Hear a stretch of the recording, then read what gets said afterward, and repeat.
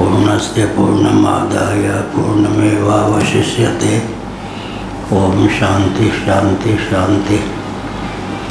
नामापिते च मधुरम मधुरम स्वरूपम, कर्मापिते च मधुरम मधुरा स्मृतिश्च। बुद्धिं प्रबोधय प्रभो मधुबोध शक्तिं, विद्यां प्रयच्छ परमां परिभावयामि। कोमलं कूजयन् वेणुं श्यामलोऽयं कुमारकः, वेदवेद्यं परं ब्रह्म भासतां हृदये मम। कूजन्तं राम रामेति मधुरं मधुराक्षरम्, आरुह्य कविता शाखां वन्दे वाल्मीकिकोकिलम्। निगमकल्पतरोर्गलितं फलं शुकमुखादमृतद्रवसंयुतं, पिबत भागवतं रसमालयं। मुहुरहो रसिका भुवि भावुकाः, तृणादपि सुनीचेन तरोरपि सहिष्णुना। अमानिना मानदेन कीर्तनीय सदा हरिः। नारायणाखिल गुरो भगवन् नमस्ते। शिवाय नमः शिवलिंगाय नमः। तन्मे मनः शिव संकल्पमस्तु। सर्वे भवन्तु सुखिनः। श्री राम जय जय राम। श्री राम जय जय राम। श्री राम जय जय राम। श्री राम जय जय राम।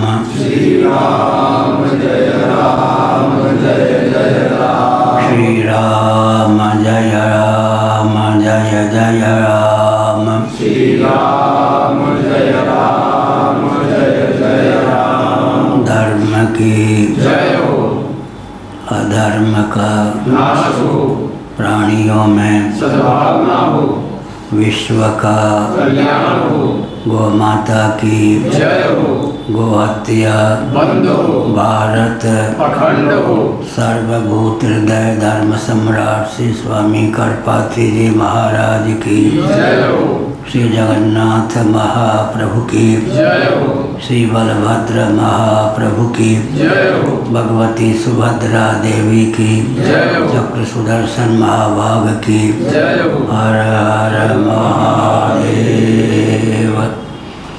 गोविंद जय जय गोपाल जय जय। गोविंद जय गोपाल जय। राधा रमण हरि गोविंद जय जय। राधा रमण हरि गोविंद जय जय। श्री कृष्ण गोविंद हरे मुरारे। श्री कृष्ण गोविंद हरे मुरारे। हे नाथ नारायण वासुदेव। हे नाथ नारायण वासुदेव। गोविंद जय जय गोपाल जय जय। गोविंद जय गोपाल जय। राधा रमण हरि गोविंद जय जय। राधा रमण हरि गोविंद जय जय। गोविंद जय जय गोपाल जय जय। गोविंद जय जय गोपाल जय जय। राधा रमण हरि गोविंद जय जय। राधा रमण हरि गोविंद जय जय। गोविंद जय जय गोपाल जय जय। गोविंद जय जय गोपाल जय जय। राधा रमण हरि गोविंद जय जय। राधा रमण हरि गोविंद जय जय। नारायण।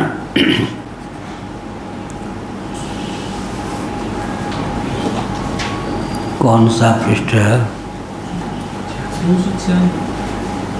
भाष्य है। ठीक है। वो जो प्रफुल्ल जी को कहेंगे, अंदर की घड़ी और बाहर की घड़ी में एक रूपता है या नहीं। नारायण बृहदारण्यक उपनिषद 1:4-10 पृष्ठ 296 शांकर भाष्य पहली पंक्ति।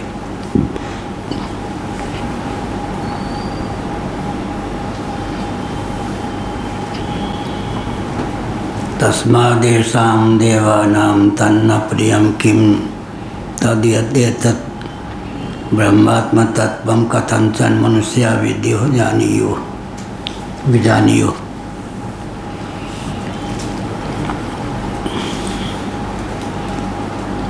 देवताओं के निमित्त आस्तिक मनुष्य यज्ञ के माध्यम से हवनीय सामग्री को उनके आहार के रूप में भेजते हैं। देवता के निमित्त जो हवनीय सामग्री प्रस्तुत की जाती है विधिवत देवान्न बनकर उनको वह प्राप्त हो जाती है। देवताओं का मुख अग्नि है, शास्त्र सम्मत या सिद्धांत। ब्राह्मणों से मुखमासित, यह विराट पुरुष का मुख ब्राह्मण है। ऐसे ही देवताओं में अग्नि को ब्राह्मण माना गया है। अग्नि के द्वार से ही अन्य देवता, इंद्र आदि देवता भोज्य सामग्री को प्राप्त कर सकते होते हैं, यह अभिप्राय। जबकि बात ऐसी है, इसलिए ये जो देवता हैं इंद्र आदि, इंद्र वरुण कुबेर आदि, उनको यह बिल्कुल पसंद नहीं है कि कोई मनुष्य ब्रह्मात्म तत्व को जान ले। अगर ब्रह्मात्म तत्व को जान लेगा तो देवताओं का किंकर होकर, यजमान होकर उन्हें सामग्री नहीं भेंट करेगा, उसका कोई कर्तव्य विशेष नहीं रहेगा। स्वाध्याय के द्वारा ऋषिऋण से व्यक्ति मुक्ति प्राप्त करता है, उऋण होता है। विधिवत शास्त्र सम्मत मांत्रिक या अमांत्रिक याग के द्वारा व्यक्ति देव ऋण से मुक्त होता है। श्राद्ध के द्वारा पितृऋण से मुक्त होता है। लेकिन तत्वज्ञान में वह क्षमता है कि वह किसी का ऋणी होता ही नहीं, तो ऋण चुकाने की आवश्यकता तत्वज्ञ को नहीं रहती। कारण क्या है कि वह सर्वात्म भाव संपन्न होता है। वह किसी का यजमान होकर अपने जीवन का उपयोग और विनियोग करे, ऐसा कथन संभव नहीं। अगर कोई व्यक्ति ब्रह्म विद्या के मार्ग पर चलता है, अग्रसर होता है, तो संभावना है कि देवता उसके मार्ग में विघ्न अवश्य डालें, क्योंकि मेरा यजमान मेरे लिए पशुतुल्य है। अर्थात जैसे पशु अपने पशुपाल का शेष होकर उसके लिए सामग्री ढोता है, पशुपाल उसे चारा इत्यादि प्रदान करता है, उसी प्रकार देवता समझते हैं कि मेरा यजमान मनुष्य मेरे लिए पशुतुल्य होकर जीवन यापन कर रहा था, अब तो यह मुझसे उत्कृष्ट पद को प्राप्त करने वाला है। लेकिन आजकल के मनुष्य तो अग्निहोत्र इत्यादि से उपराम हो गए, न मांत्रिक अग्निहोत्र न मांत्रिक अग्निहोत्र। इसलिए उनकी क्या गति होगी भगवान ही जाने। जब देवता के निमित्त यज्ञ करने पर भी व्यक्ति देवताओं का पशु तुल्य रहता है, तो देवताओं के निमित्त यज्ञ नहीं करेगा, पितरों के निमित्त स्वाध्याय नहीं करेगा,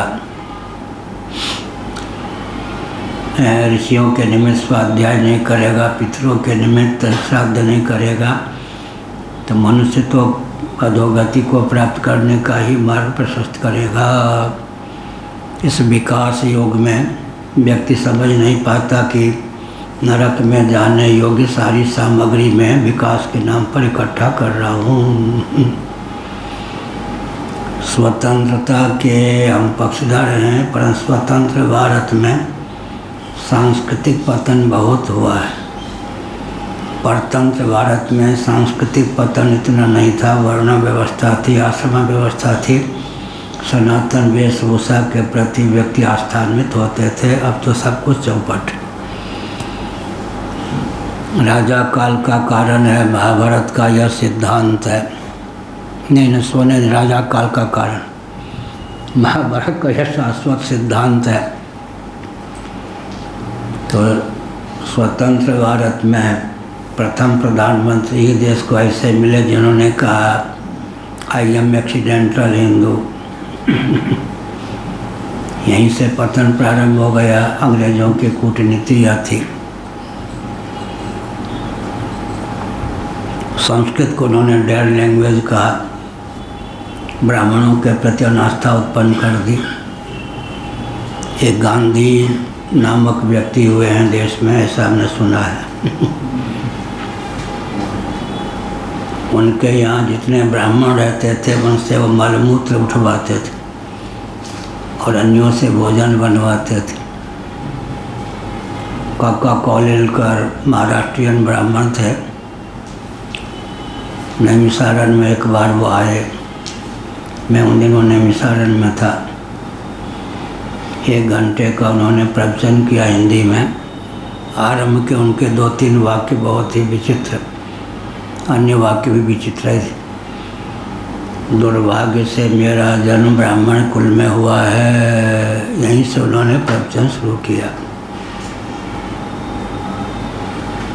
यदि मैं पूज्य गांधी जी के संपर्क में नहीं आता तो अपने पूर्वजों के मार्ग पर चलकर मैं भी समाज को गुमराह करता, लूटता। लेकिन मेरे पूर्वज ब्राह्मणों ने विश्व को इतना लूटा है, दिशाहीन किया है कि मैं एक काका कौलेलकर के शरीर से उड़ीन नहीं हो सकता। ये गांधी जी की देन थी कि ब्राह्मणों के हृदय में ही ब्राह्मणों के प्रति घोर अनास्था उन्होंने उत्पन्न की। बुद्धि की बलिहारी कैसे व्यक्ति को भी राष्ट्रपिता और क्या क्या माना गया। किसी के प्रति द्वेष नहीं है, लेकिन या तो बिल्कुल विकृति की पराकाष्ठा है। भगत सिंह इत्यादि को फांसी दिलाने वाले व्यक्ति सुभाष जी को न जाने कहाँ धकेल दिया। ऐसे व्यक्ति को ख्यापित करके स्वतंत्र भारत में देश को कहाँ ले जाया गया। तस्मादेशाम, तो अभी हमने कहा कि जो शास्त्र सम्मत यज्ञ आदि करते हैं वो भी जब देवताओं के पशु होकर ही काम करते हैं। पशु और पशुपाल दोनों ही पशुतुल्य ही होते हैं। इसी प्रकार देवताओं के निमित्त सामग्री भेजने वाले आस्तिक हैं, शास्त्र सम्मत विधा से यज्ञ आदि करते हैं, लेकिन देवता उन्हें अपना पशु ही समझते हैं। देवताओं को यह पसंद नहीं है कि जैसे कोई व्याघ्र एक पशु का अपहरण कर ले, ऐसे ही कोई संत महात्मा के संपर्क में आकर ब्रह्म विद्या को समर्जित करने का मार्ग प्रशस्त करे। हमारा यजमान ही नहीं रहेगा, हमारा पशु ही नहीं रहेगा। इसका अर्थ क्या हुआ? जो भोक्ता होता है, भोग प्रदान करने वाला व्यक्ति भी उसका भोग्य ही माना जाता है। भोग्य प्रदान करने वाला व्यक्ति भोग सामग्री भोक्ता को निवेदित करता है, लेकिन भोक्ता का विचार करें तो भोग्य सामग्री ही अन्न नहीं, अन्न प्रदान करने वाला भी भोग ही होता है। ऐसे देवता यजनीय पदार्थ जो उनके निमित्त व्यक्त किए जाते हैं, भेंट में प्रस्तुत किए जाते हैं, उनको तो अपना आहार मानते ही हैं, बल्कि याजक को भी अपना आहार ही मानते हैं। इसलिए देवताओं को बिल्कुल पसंद नहीं है कि कोई ब्रह्म विद्या अर्जित कर ले। ब्रह्मात्म तत्व का एकत्व विज्ञान किसी मनुष्य को प्राप्त हो जाए, या तस्माद् येषां देवानां तन्न प्रियं किं तद्यदेतत् ब्रह्मात्म तत्वं कथंचन मनुष्या विद्युः विजानीयुः। मनुष्य किसी प्रकार से ब्रह्मात्म तत्व को जानने बिल्कुल देवताओं को पसंद नहीं है। तथा च स्मरणम अनुगीतासु भगवतो व्यासस्य, जैसा हमने कहा, इस तथ्य का प्रकाश पहले से ही भगवान शंकराचार्य का वचन है कि भगवान व्यास जी ने अनुगीता में इस भाव को व्यक्त किया है। तथा च स्मरणम अनुगीतासु भगवतो व्यासस्य, उसी को भगवान व्यास की अनुगीता में स्मरण किया गया है। एक है गीता, एक है अनुगीता। भगवान श्री कृष्ण ने महाभारत युद्ध के पूर्व कुरुक्षेत्र में संग्राम भूमि में अर्जुन को जो उपदेश किया वो भगवत गीता के नाम से प्रसिद्ध है, प्रथित है। लेकिन बाद में अर्जुन को युद्ध में लगना पड़ा। कालांतर में भगवान श्री कृष्ण से अर्जुन ने कहा कि वो विद्या तो मैं भूल गया, आपका उपदेश भूल गया, क्योंकि मनन निध्यासन का अवसर ही प्राप्त नहीं हुआ। गीता सुनने के बाद भयंकर कर्म में जुटना पड़ा। छात्र धर्म कितना विकट है उसका वर्णन आगे आएगा ही, श्रुति स्वयं करेगी। यद्यपि अर्जुन नर ऋषि का अवतार मान्य है, नारायणम नमस्कृत्य नरं चैव नरोत्तमम्, तथापि लोक लीला के द्वारा उन्होंने गीता के महत्व को उद्भाषित करने के लिए कहा कि वो उपदेश विस्मृत हो गया। भगवान ने डांट लगाई।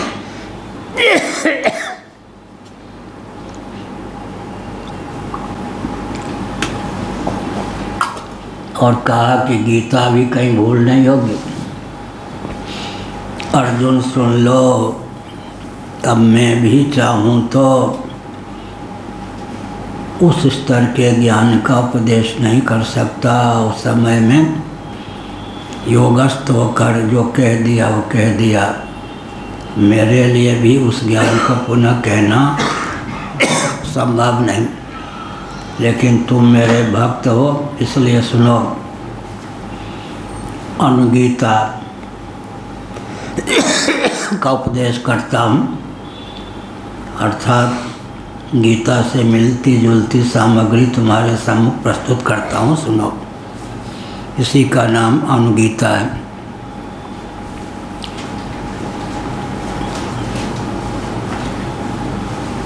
अनुगीता में स्मरण किया गया है व्यास का यह वचन अनुगीता में यह, अर्थात महाभारत को व्यास भगवान वेदव्यास विरचित ही भगवान शंकराचार्य ने माना है। अकाट्य तथ्य।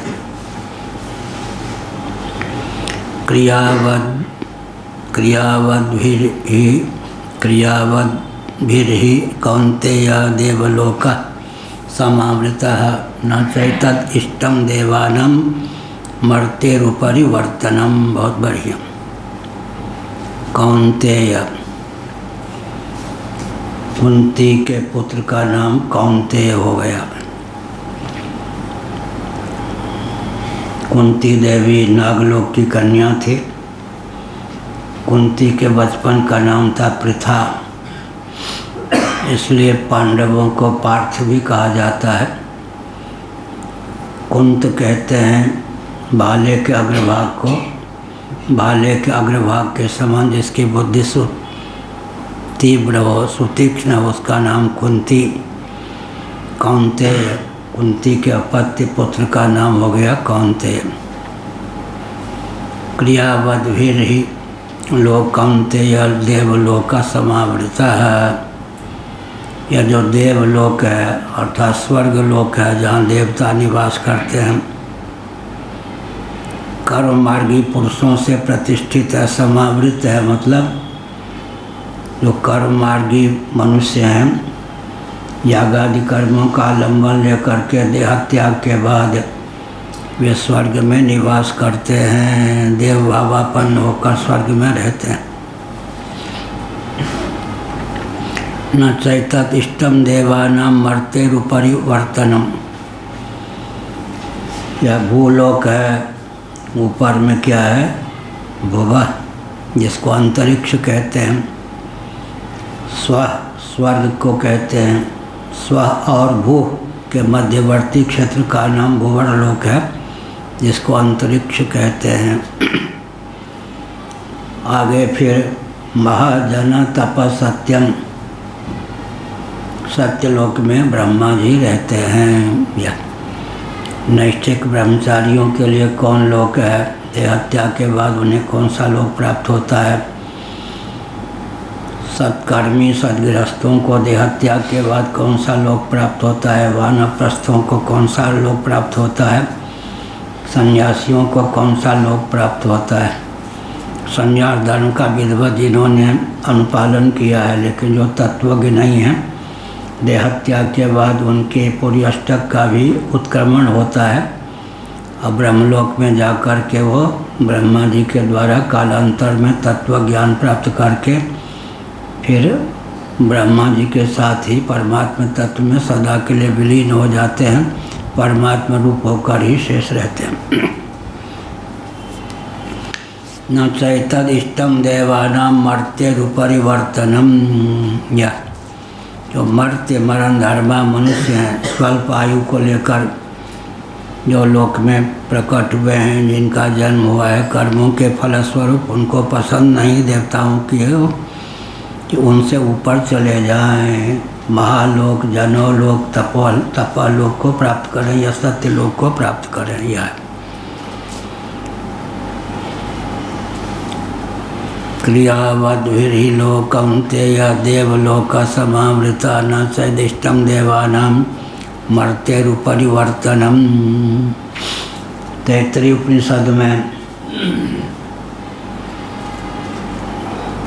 ऊर्ध्वक्रम से लोकों का वर्णन है।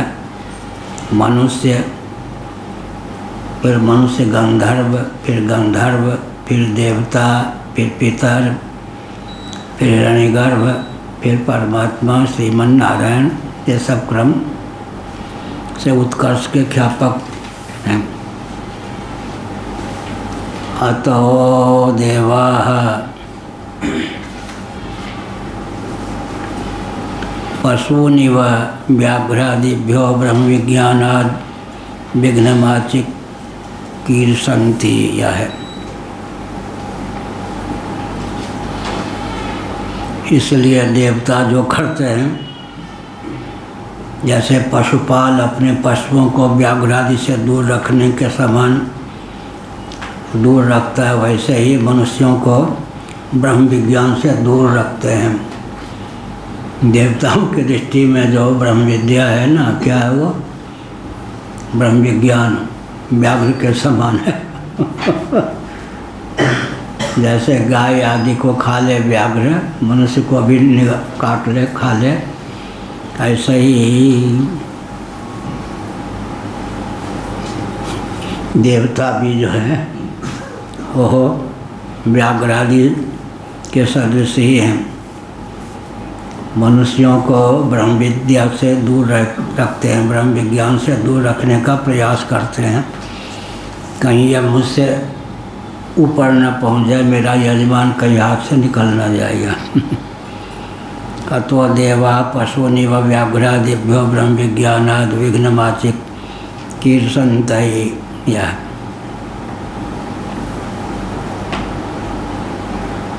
इसलिए क्या करते हैं, विघ्न डाल देते हैं।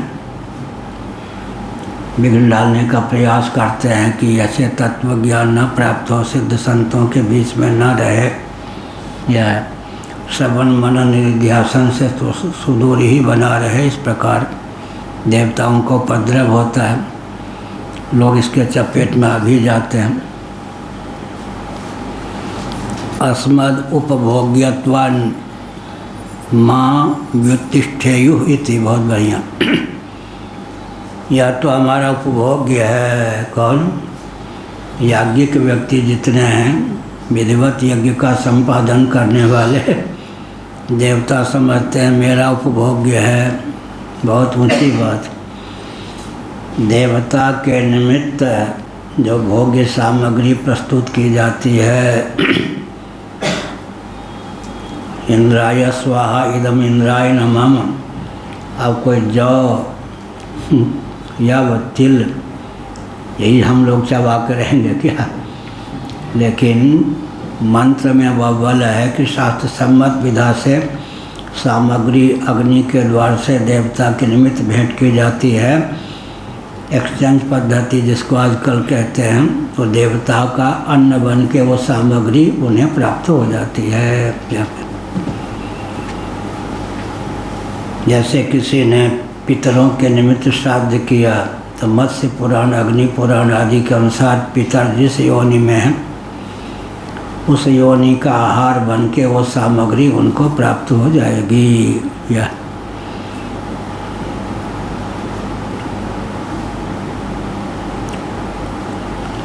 भीष्म जी ने अपने पिता के निमित्त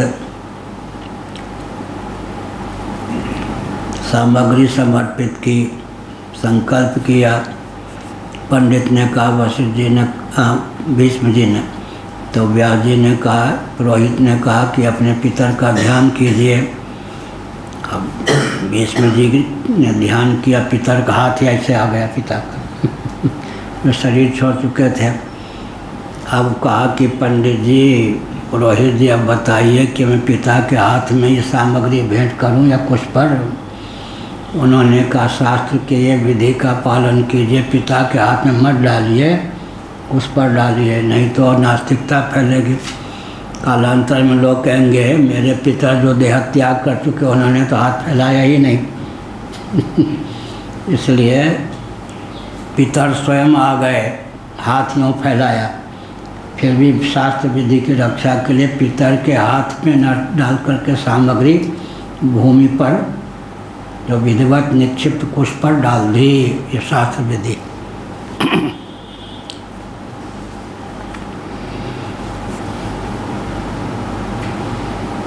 तस्मा वही हुआ अस्मद उपभोग्यात्वान् मां व्युत्तिष्ठेयुः। हमारा तो उपभोग्य है। यह ऊंची बात हुई ना। याज्ञिक व्यक्ति के द्वारा देवता के निमित्त प्रदत्त सामग्री को ही देवता उपभोग्य नहीं मानते, सामग्री निवेदित करने वाले को भी अपना भोग्य ही मानते हैं अस्मद उपभोग्यत्वात् मां व्युत्तिष्ठेयुः। मेरा उपभोग्य है, माने मेरे लिए भोग्य सामग्री को अर्पित करने वाले का जीवन मदर्श ही न्योछावर है या नहीं। इसलिए अपने जीवन न्योछावर करने वाला उपभोग्य तो हो ही गया। जिसके लिए हम अपना जीवन न्योछावर करते हैं उसके हम उपभोग्य हो ही जाते हैं। सामग्री ही नहीं, सामग्री का समर्पक भी जिसके प्रति सामग्री को समर्पित करता है उसका उपभोग्य हो जाता है। यह अभिप्राय हो। व्युत्तिष्ठेयुः इति यम तो मोचयिष्यन्ति तम श्रद्धादिभिर्योक्ष्यन्ति विपरीतम अश्रद्धादिभिः। लेकिन देवताओं की बुद्धि भी दो प्रकार की होती है। व्यक्ति के पूर्व कर्मों के बलाबल का अनुशीलन करके देवता जो है किसी के लिए मार्ग प्रशस्त कर देते हैं ब्रह्मात्म तत्व के एकत्व विज्ञान का। किसी के लिए मार्ग अवरुद्ध कर देते हैं क्या? ऐसे ही किसी के लिए जैसे हवाई जहाज पर चलने के लिए किसी को रोक दिया, बैठने के लिए किसी को जाइए, तो देवता भी सर्वथा विघ्न ही डालते नहीं। बहुत बढ़िया कहा, यम तो मुमोचयिषन्ति तम श्रद्धादिभिर्योक्ष्यन्ति विपरीतम अश्रद्धादिभिः। जिसको देवता चाहते हैं कि मुक्ति प्राप्त हो, उसके वो तो सामग्रियों से संपन्न करते हैं। तुलसीदास जी ने लिखा, जे श्रद्धा संबल रहित नहीं संतन को साथ। श्रद्धा है नहीं, संतों से दूर हैं। तो जिसको देवता अपने से ऊपर भेजना चाहते हैं, ऊर्ध्वगति प्रदान करना चाहते हैं, या जीवन काल में ही मुक्त हो जाएं, इस भावना से भावित जिसके प्रति देवता होते हैं, उसे श्रद्धा इत्यादि विवेक वैराग्य सर्क संपत्ति सम दम उपरत तितिक्षा श्रद्धा समाधान से युक्त करते हैं, मुमुक्षा से संपन्न करते हैं, श्रोत्रिय ब्रह्मनिष्ठ महापुरुष के संपर्क में आ सके उसका मार्ग प्रशस्त कर देते हैं। जो विपरीत हैं उनको अश्रद्धा इत्यादि से युक्त कर देते हैं। तो देवता सर्वथा अनुग्राहक ही होते, यह भी नहीं, और देवता सर्वथा पाँव खींचने वाले ही होते, विघ्नकारक ही होते, यह भी नहीं। उनको पात्रता का ज्ञान है, जिसको उलझाने का भाव होता है उलझा देते हैं, जिसे भवाटवी में भटकने की योग्यता प्राप्त है उसको उलझा देते हैं, अन्यों को मार्ग भी दे देते हैं। दोनों बात दोहरी चाल है। एक व्यक्ति दोहरी चाल माने एक के प्रति अनुकूल हो जाते हैं, एक के प्रति प्रतिकूल हो जाते, एक को श्रद्धा इत्यादि सामग्रियों से संपन्न कर देते हैं, एक को श्रद्धा इत्यादि सामग्रियों से विहीन कर देते हैं। यह है, इसीलिए यही सर आवत अति कठिनाई, यही सर आवत अति कठिनाई। यह जो सरोवर है, ज्ञान विज्ञान की धारा जहाँ पर आप्लावित होती है, इसके पास आना बहुत कठिन है। और आते ही नींद जुराई, कहीं आ जाए तो निद्रा देवी बैठी जाती है। क्या दोनों बात है, आना ही कठिन है, आ जाए तो निद्रा का चपेट, उससे मुक्त होना और कठिन है।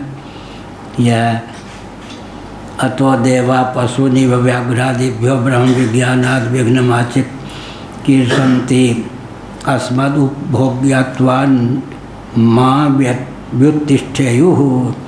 मेरा उपभोग्य होने के कारण यह उत्कर्ष को प्राप्त न हो, अर्थात ब्रह्मात्म तत्व के एकत्व विज्ञान से संपन्न न हो।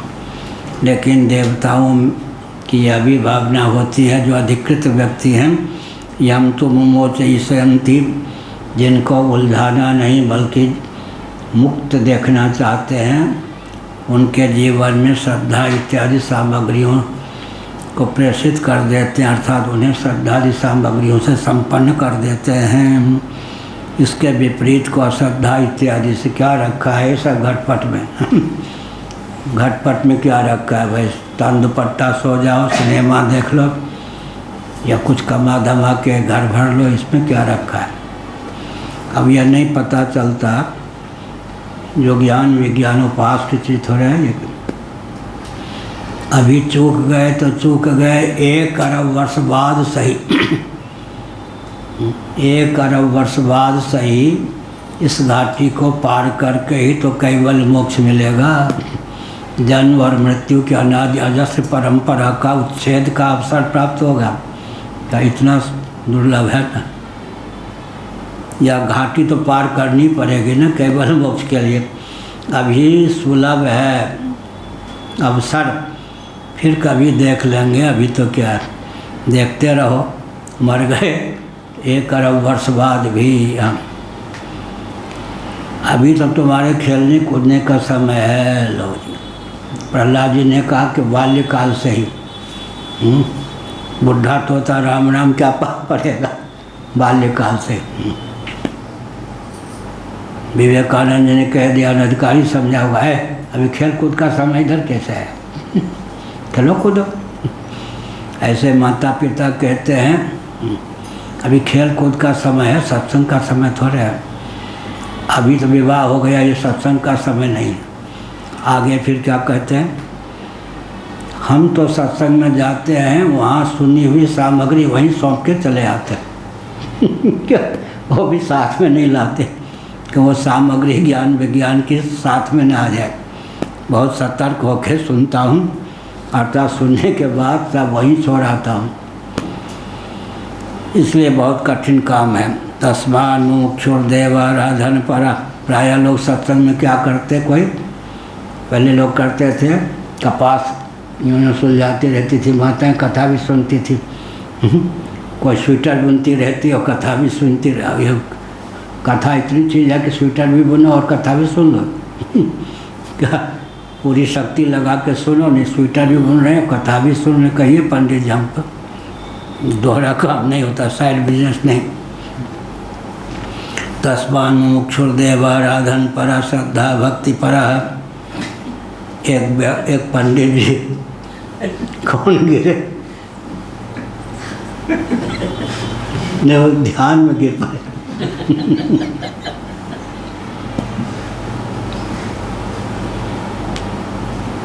यह हुआ, एक पंडित जी जाट के गांव में सत्यनारायण कथा कहने चले।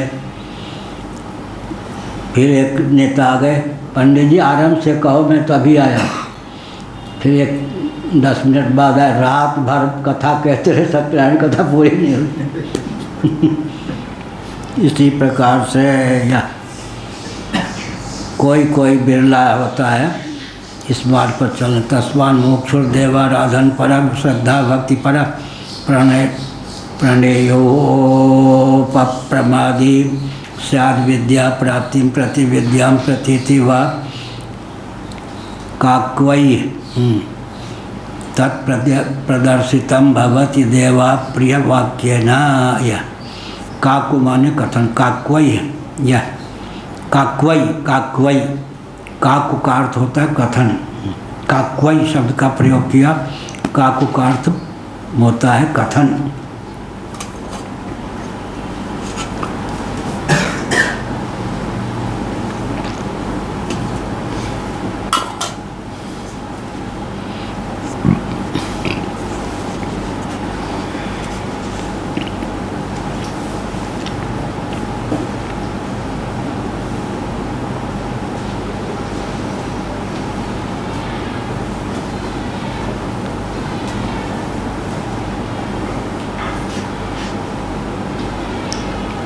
आपका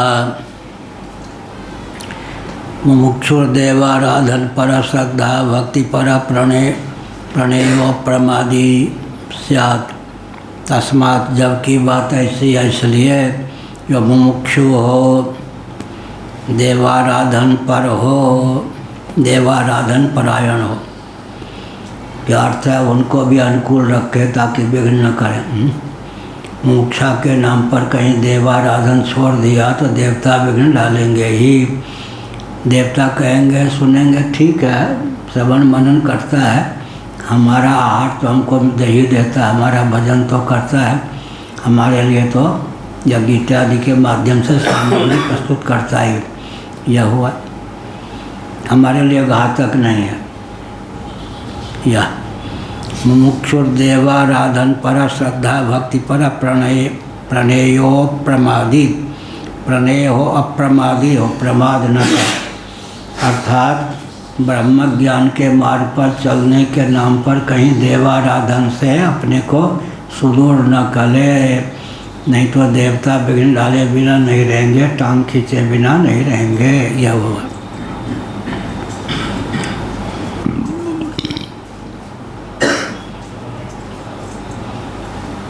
ये गोविंदानंद जी हैं, IAS प्रस्तुत रहे हैं विशेषज्ञ। उनको कोई रोग हो गया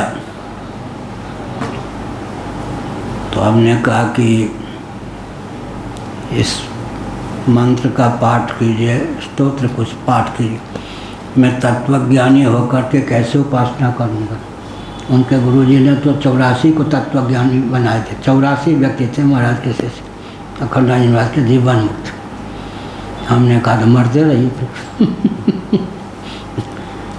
तत्वज्ञ हो गया मैं महाराज से मिलने के समय ही। अब मैं कैसे उपासना करूं। लो जी, तो हमने कहा आप हमारे लाडले प्यारे हो, अब मैं आपके लिए उपासना करता हूँ। फिर मैंने उनके लिए अनुष्ठान किया, स्वस्थ हो गए। फिर उनकी उपासना में श्रद्धा हुई। या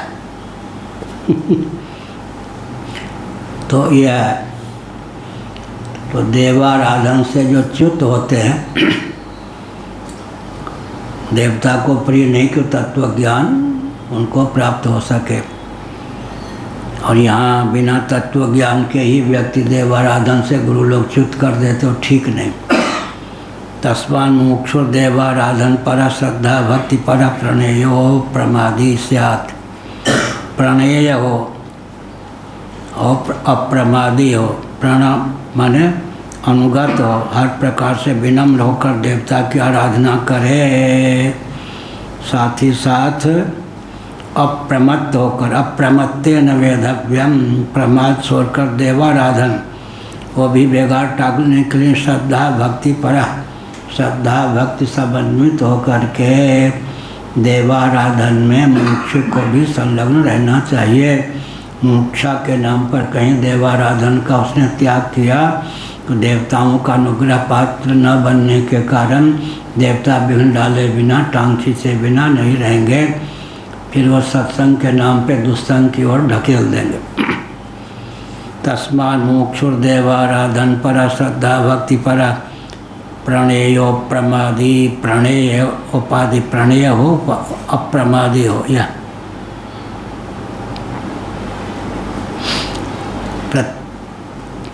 प्रत्येकाग्रमना स्यात्। या परमात्मा तत्व में मनोनिवेश से युक्त हो, अप्रमत्त होकर किसी प्रकार का प्रमाद का परिचय न दे। काक्वै तत्प्रदर्शितम भवति देवा प्रिय वाक्येन। काकु माने वाणी कथन। यह हुआ काकु उक्ति द्वारा देवताओं का अप्रिय बतलाने वाली जो काकु है, वाणी है, उक्ति है। यह सिद्ध होता है कि मुमुक्षु को भगवद आराधन में संलग्न रहना चाहिए, श्रद्धा भक्ति से समन्वित होना चाहिए, देवताओं का प्रिय पात्र होना चाहिए, ब्रह्म विद्या की प्राप्ति के साधनों में संलग्न रहना चाहिए, अप्रमत्तता का परिचय देना चाहिए। यह अभिप्राय।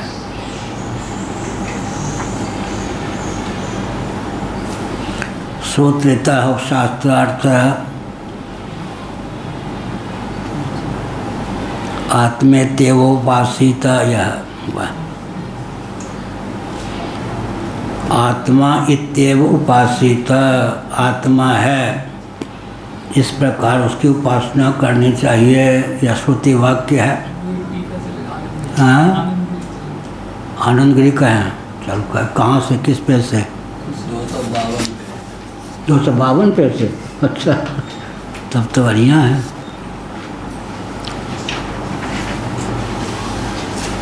पहले यहाँ कर दें।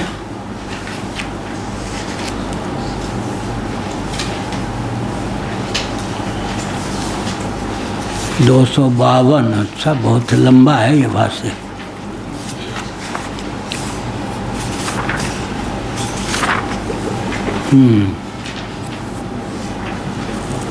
दसवें की ना, ठीक, टीका।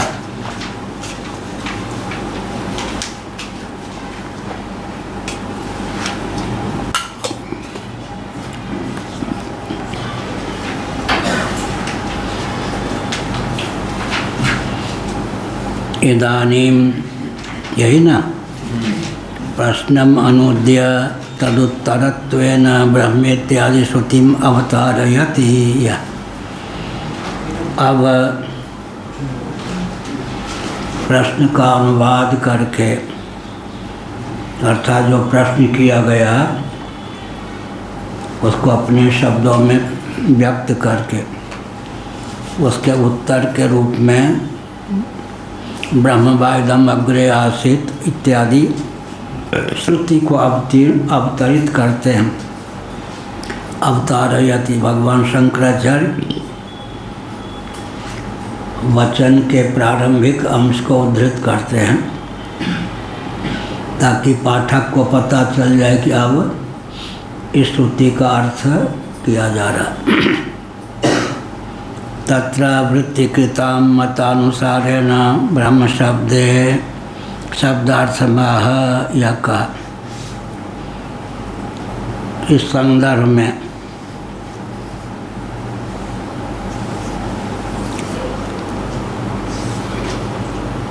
कहाँ था?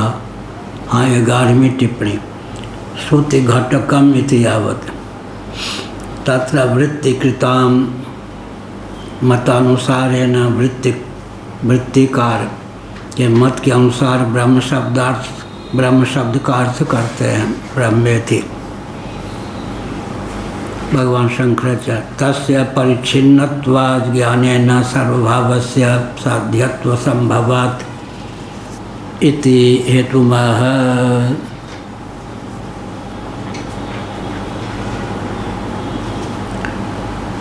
तस्य यही है ना, परिच्छिन्नत्वात्, उसका परिच्छिन्नत्व अर्थात वह परिच्छिन्न है, इसलिए ज्ञानेन ज्ञान के द्वारा सर्वभावस्य साध्यत्व संभवात् सर्वभाव की निष्पत्ति हो सकती है यह वत्व। अर्थात आत्म तत्व पहले से ही सर्वात्म रूप है, सर्वरूप है, लेकिन तत्व ज्ञान प्राप्त होने पर उस पूर्व तथ्य की सिद्ध तथ्य की अनुभूति हो जाती है, अर्थात अपनी सर्वरूपता का चंचल निश्चय हो जाता है। यह अभिप्राय। ज्ञान जो होता है वो ज्ञापक ही होता है, कारक नहीं। लेकिन ज्ञान में एक कारकता होती है, अतिरिक्त कारकता नहीं होती। पिछले दिनों ये कहा गया, अज्ञान और अज्ञानकृत मिथ्या ज्ञान की का अपनोदक ज्ञान होता है, बस एक ही काम ज्ञान करता है, अतिरिक्त काम नहीं। ज्ञान जो होता है ज्ञापक होता है, कारक नहीं। लेकिन ज्ञान की जो ज्ञापकता होती है वह ऐसा एक ही काम करके सब काम बना देती है। क्या? अज्ञान और अज्ञानकृत मिथ्या ज्ञान का अपनोदक होने के कारण इतर कारकता ज्ञान में प्रसक्त नहीं है।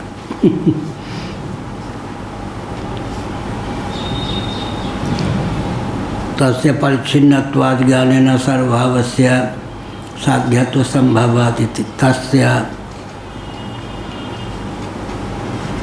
साध्यत्व संभवत् इति हेतुमा सर्वभावस्य। भाष्यकार ने कहा यह हुआ।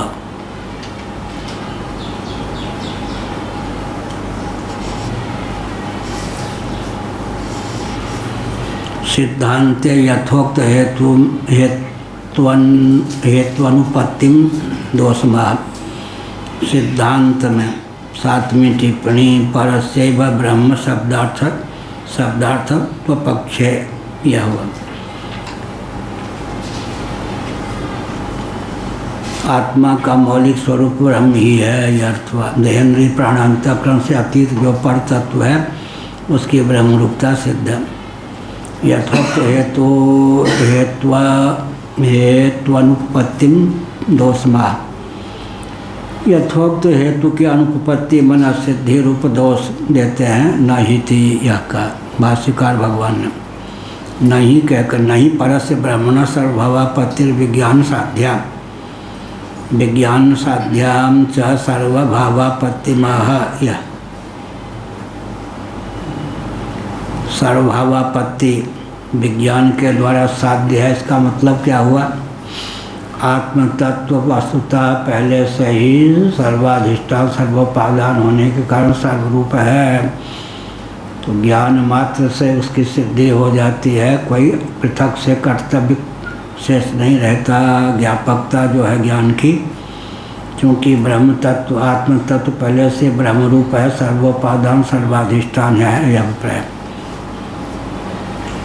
सातर्य विज्ञान साध्या माँ भूत इत्यतः विज्ञानेति यह कहा। ठीक है, वह विज्ञान साध्य ना हो इस पर कहा विज्ञानेति। विज्ञान शब्द से फिर कहा हिरण्यगर्भस्य नोपदेश धन्य ज्ञानात् ब्रह्म भाव ससिद्धिं चतुष्टयम् इति स्मृतेः स्वाभाविक ज्ञानवत्वात् तत्सर्वम् अभवत् इति चोपदेशाधीनधी साध्योऽसौ श्रुतो न चासीत् इत्यतीत कालावच्छेदस्त्रिकाले तस्मिन् युज्यते यह का। अब जो हिरण्यगर्भ है, हिरण्यगर्भ संवर्तताग्र हिरण्यगर्भस्य नोपदेशजन्य ज्ञानात् ब्रह्म भाव। हिरण्यगर्भ तो क्या हुआ, कार्य ब्रह्मवन व्यष्टि तेजस की समष्टि भावापत्ति का नाम ही तो हिरण्यगर्भ की सिद्धि है। विश्व की वैश्वानर रूपता, तेजस की हिरण्यगर्भ रूपता, प्राग की ईश्वर रूपता, तुरीय की या कूटस्थ की ब्रह्म रूपता का ज्ञान होता है। तय और व्यष्टि समष्टिता पंचदशी उधर मांडूक्य उपनिषद दिया हुआ। विश्व का अर्थ क्या हुआ, स्थूल प्रपंच में तादात्म्यापन्न। व्यष्टि स्थूल प्रपंच में तादात्म्यापन्न चित धातु का नाम क्या हुआ, विश्व। जगत के अर्थ बने, यहाँ विश्व का अर्थ चेतन है। कौन सा चेतन, जो कार्य होता है उसमें कारण की अनुगति होती है। तुरीय सन्निहित प्राज्ञ भावापत्ति, तुरीय और प्राज्ञ सन्निहित हिरण्यगर्भ भाव तेजस भावापत्ति, तुरीय प्राज्ञ और तेजस सन्निहित विश्व भावापत्ति व्यष्टि में। और समष्टि में क्या कहेंगे, ब्रह्म सन्निहित ईश्वर भावापत्ति, ईश्वर सन्निहित हिरण्यगर्भ भावापत्ति, हिरण्यगर्भ सन्निहित फिर क्या हो जाएगा, वैश्वानर भावापत्ति। तय और व्यष्टि समष्टिता, आत्मा का जो वैश्वानर नाम है अग्नि परक, तेजस हिरण्यगर्भ नाम है वह सूर्य परक, ईश्वर या प्राज्ञ नाम है वो किसके आधार पर, चंद्र परक। यह विश्व तेजस प्राज्ञ वैश्वानर अग्नि का नाम है, अग्नि परक नाम हो गया। हम वैश्वानर भूतवा, अग्नि परक हमारा नाम क्या हो गया समष्टि में वैश्वानर। आदित्य परक या सूर्य परक नाम हो गया हिरण्यगर्भ। चंद्र परक नाम हो गया ईश्वर या प्राज्ञेश्वर। या स्वप्रकाश आत्म तत्व है, वही विश्व तेजस प्राज्ञ होकर उल्लसित है। कारण कार्य में अनुगत होता है। कूटस्थ तेजस, कूटस्थ की प्राज्ञ में, प्राज्ञ की तेजस में, और तेजस की किस में, विश्व में अनुगति है। अर्थात ब्रह्म की ईश्वर में, ब्रह्म और ईश्वर दोनों की फिर किस में, हिरण्यगर्भ में ब्रह्म ईश्वर और हिरण्यगर्भ की वैश्वानर में अनुगति है। जैसे कि आकाश में ब्रह्म की अनुगति है, वायु में ब्रह्म और आकाश की अनुगति है, अग्नि में ब्रह्म, फिर क्या हो गए, अब ब्रह्म, आकाश और वायु की अनुगति है, फिर जल में ऊपर की अनुगति है, ऐसे पृथ्वी में सबकी अनुगति है। पार्थिव प्रपंच में भी ये सब हैं, नहीं तो तत्व संख्या में वृद्धि कैसे होगी।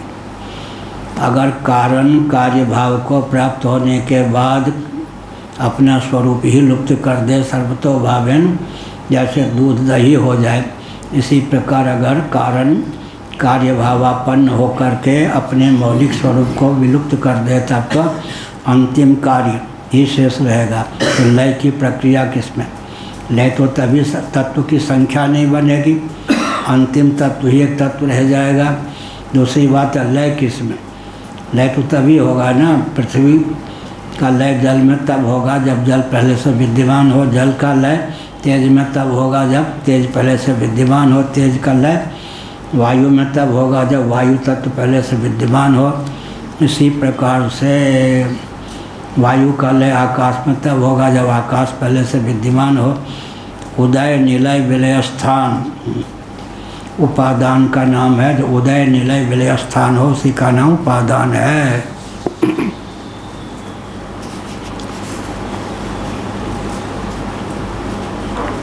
यह कहा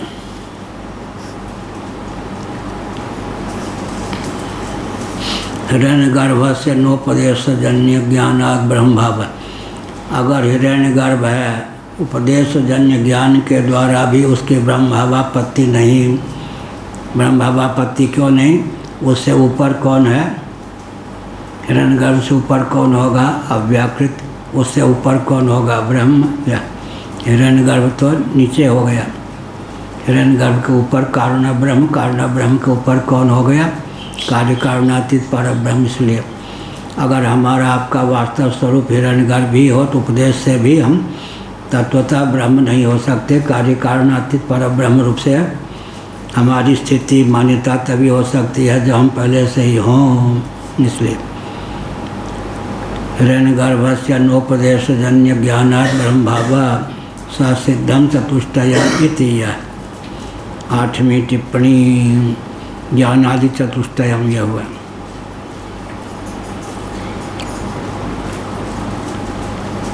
स्मृते स्वाभाविक ज्ञानवत्वात् तत्सर्वम अभवत् इति। स्वाभाविक ज्ञान के कारण ही वह सब हो गया, अर्थात पहले से ही सब कुछ था। अज्ञान मात्र के अज्ञान के कारण ही अपनी सर्वरूपता का भान था। उस तत्वज्ञान के बल पर ही अज्ञान का अपनोदन हो गया। अज्ञान का अपनोदन होने के कारण मिथ्या ज्ञान का अपनोदन हो गया। अज्ञान और मिथ्या ज्ञान का अपनोदन होने के कारण अपनी सर्वरूपता का अपनी सर्वरूपता का भान हो गया।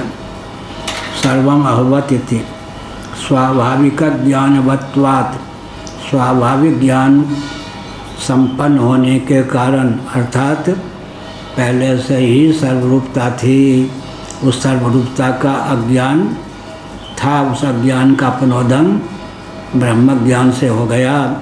ब्रह्म ज्ञान ने क्या पूर्वता संपादन किया? अज्ञान का निवारण कर दिया।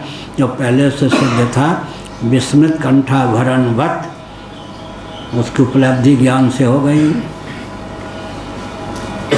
चोपदेशाधीन धी साध्यासौ, इसलिए उपदेश के अधीन वह साध्य ऐसा नहीं, पहले से ही सिद्ध था।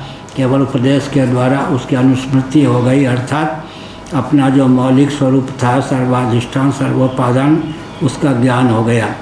हिरण्यगर्भ की बात यहाँ नहीं, पहले तुरीय तत्व ब्रह्म तत्व जो कार्य कारणातीत है उसी का उपदेश यहाँ पर है। असौ सुत न चासीत इत्यति चासीदित्यतीत कालावच्छेदस्त्रिकाले तस्मिन् युज्यते। इसका अर्थ क्या है? पहले भी ब्रह्म ही था, इस समय भी ब्रह्म ही है, आगे भी ब्रह्म रहेगा। अर्थात सदा ही ब्रह्म स्वरूप है। पहले भी ब्रह्म, अभी भी ब्रह्म, आगे भी ब्रह्म ही रहेगा। अन्यथा भाव की प्राप्ति सिद्ध नहीं है। केवल अज्ञान के कारण जो स्वरूप को स्वरूप के अनुरूप न जानने का भ्रम था उसका निवारण हो गया।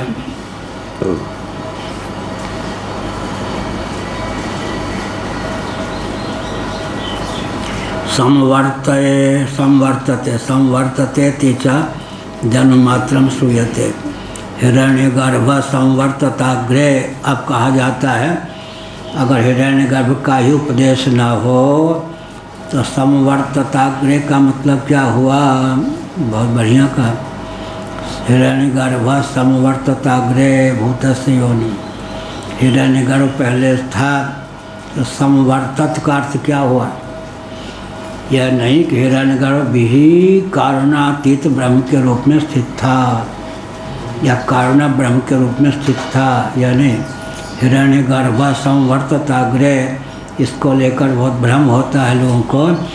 पहले हिरण्यगर्भ था, संवर्तत का अर्थ क्या हो गया यहाँ पर? इस पर विचार किया गया। जन्ममात्रम श्रूयते, हिरण्यगर्भ मतलब हिरण्यगर्भ का जन्म हुआ, यह नहीं कि हिरण्यगर्भ तत्वता ब्रह्म रूप से था। संवर्तताग्रे जन्ममात्रम श्रूयते, अर्थात वैश्वानर की अभिव्यक्ति के पूर्व हिरण्यगर्भ था। हिरण्यगर्भ था किसकी अपेक्षा? हिरण्यगर्भ के नीचे कौन है? वैश्वानर। वैश्वानर की अपेक्षा हिरण्यगर्भ, लेकिन हिरण्यगर्भ ही सब कुछ था। उससे माने ब्रह्म के अर्थ में हिरण्यगर्भ का प्रयोग नहीं किया जा सकता। हिरण्यगर्भ तो बाद की चीज़ है। कौन है? तुरीय तत्व है या ब्रह्म तत्व है। उसके बाद कौन है? कारणोपाधिक अव्याकृत है या ईश्वर तत्व है या प्राज्ञ तत्व है। उसके बाद फिर कौन है? हिरण्यगर्भ है। हिरण्यगर्भ के बाद कौन है? वैश्वानर। तो हिरण्यगर्भ तो सूक्ष्मोपाधिक हो गया ना, तो वो आरंभ से वही विद्यमान था, तो सृष्टि की उत्पत्ति की प्रक्रिया ही लुप्त हो जाएगी। हिरण्यगर्भ संवर्तता गृह, बहुत बढ़िया। उसके जन्म मात्र का कथन है या श्रवण है। पंक्ति न हो आनंद गिरी की तो लोगों को भ्रम ही हो जाए। सृष्टि के में हिरण्यगर्भ ही था, लोग ऐसे ही अर्थ करेंगे। फिर जो प्रलय होती है, महाप्रलय नहीं, प्रलय होता है। प्रलय होता है कल्प के अंत में। हिंदी में स्त्रीलिंग से होता है। हाँ, हिंदी में सब कुछ होता है, गलत थोड़ी बोल। तो प्रलय में स्वर्गलोक तक का, स्व तक का नाश है। तो उस समय मह, जन, तप और सत्यलोक की स्थिति होती है। तो ब्रह्मा जी को सूक्ष्मोपाधिक स्थूलोपाधिक दोनों ही ढंग से कहा गया है उपनिषदों में। तो हिरण्यगर्भ की और विराट पुरुष की उस समय स्थिति क्या होगी? ब्रह्मा जी तो 12 घंटे की नींद में होंगे उस समय, लेकिन विराट पुरुष की और हिरण्यगर्भ की स्थिति स्व तक के नीचे के 7 लोक और ऊपर के 2 लोक नष्ट हो जाते हैं। विराट पुरुष की स्थिति कैसे मानेंगे? 4 ही लोग जब बसते हैं, तो मूर्धा और पाद इत्यादि जो कहा गया है, नाभ्या, आसी, दंत, शुभ आदि जो श्रुतियाँ हैं, उस समय उसकी क्या स्थिति माने? कब? प्रलय में? हाँ, महाप्रलय में नहीं, प्रलय में। स्थूल प्रपंच का प्रलय होगा ना, स्थूल प्रपंच का प्रलय होगा। हिरण्यगर्भ कौन हुए? सूक्ष्मोपाधिक चित धातु का नाम हिरण्यगर्भ हो गया। स्थूल प्रपंच का विलय होगा तो वैश्वानर संज्ञा का लोप हो जाएगा। लोप का अर्थ क्या होगा? किसी का लोप का अर्थ हुआ, कार्य के लोप का अर्थ होता है कारण भावापत्ति। कार्य के लोप का अर्थ हुआ कारण भावापत्ति। इस प्रकार से वैश्वानर हिरण्यगर्भ के रूप में शेष रहेगा, यह अर्थ हुआ। स्थूल प्रलय है। भूर्भुवस्व महाजन तप सत्यम, ये लोग शास्त्रों के अनुसार महाजन तप सत्यम ये ब्रह्मलोक हैं। ब्रह्मलोक की गणना कहाँ से होती है भृगु जी? सुसुप्ति से। ब्रह्मलोक की गणना कहाँ से होती है? महा से। महाजन तप सत्यम, पुरी की गणना कहाँ से है? कहीं सीमा है ना, 3 किलोमीटर दूर या जो कुछ, लेकिन जगन्नाथ जी का मंदिर जहाँ पुरी की सीमा से आरंभ वहीं थोड़े है, या गोवर्धन मठ ऐसे ही। ब्रह्मलोक की गणना कहाँ से होगी? नीचे से चला तो भूलोक से नहीं, भुवलोक से नहीं, स्वलोक से नहीं, महा तो महाजन तप सत्यम ये 4 लोग प्रलय में भी रहते हैं। भूर भुवा 2 लोक का ही लय होता है। महाप्रलय में सत्यलोक तक का भी विलय हो जाता है। इस प्रकार से नीचे के अब जो ऋषि मुनि आदि होते हैं वो क्या करते हैं? जैसे वो कलकत्ता आदि में गंगा जी के बाहर आ जाए तो क्या करते लोग? नीचे की मंजिल छोड़ के ऊपर पे चले जाते हैं। ऐसे ही ऋषि मुनि लोग क्या करते हैं? उस समय में महालोक में चले जाते हैं या नीचे प्रलय।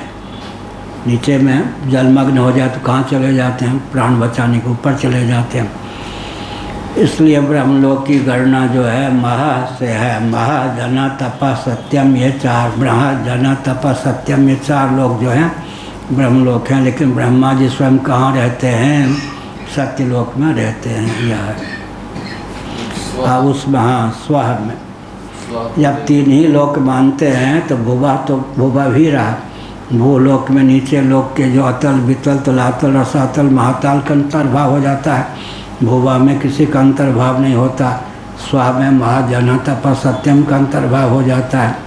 जब चतुर्दश भुवनात्मक ब्रह्मांड कहते हैं तब भुवा में ऊपर के लोगों का अंतर्भाव नहीं होता।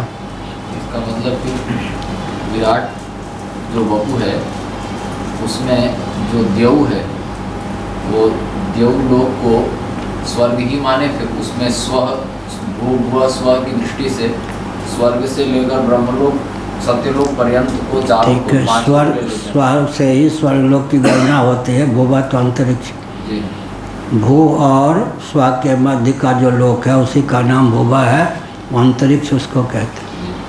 तो वहाँ पर देव का अर्थ है, देवलोक का जो देव शांति और जो द्युलोक, मूर्धा को कहा, द्युलोक का अर्थ होता है द्योतनशील। द्युलोक का अर्थ होता है द्योतनशील। यह तो शीर्षणो देव जो कहा सप्तान्न ब्राह्मण में, तो शीर्षणो देव में फिर देव का अर्थ खाली स्वर्ग करें, ब्रह्मलोक तक न करें, क्योंकि विराट पुरुष में अगर ब्रह्मलोक तक अर्थ करेंगे तो मह जन तप और सत्य चारों लोग भी मस्तक माने जाएंगे और नीचे के लोग नष्ट हो गए, ऊपर का रह जाएगा।